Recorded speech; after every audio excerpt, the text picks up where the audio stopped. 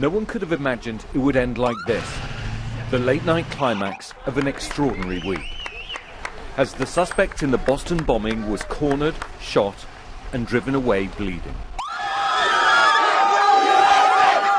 The curfew lifted, the danger passed, and people poured from their homes to celebrate the news. It's a mark of how tense the city's been that hundreds came onto the streets just to give thanks and be together.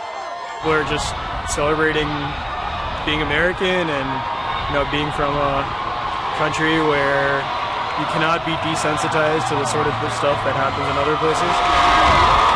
So relieved. I just feel so bad for all the victims of this tragedy, and it just seems so real because it's so close to us. Dzhokhar was a 19-year-old student. He and his brother, the prime suspects in the bombing. His brother was killed in a gun battle with police earlier that day. Dzhokhar managed to get away.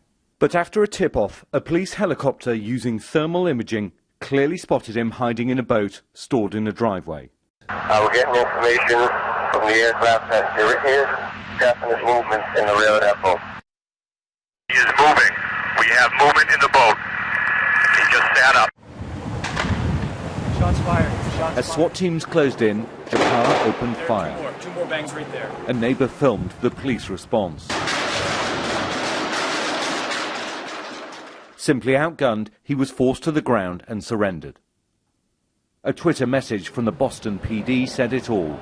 Captured. The hunt is over. The terror is over.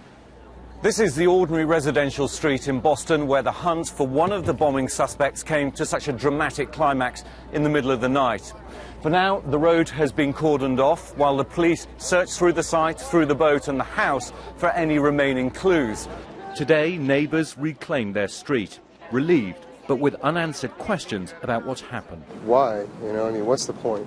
There's no sense, there's no point to it. What did it achieve? Nothing. Last night it was almost celebratory. There was a sense of relief, but at the same time, this all started because of this terrible tragedy. It's not the sort of neighborhood where you expect to be hiding on the floor with your kids because there's gunfire going on outside. So a week that began and ended with bloodshed is finally over. But for the injured and the bereaved, the pain and suffering goes on.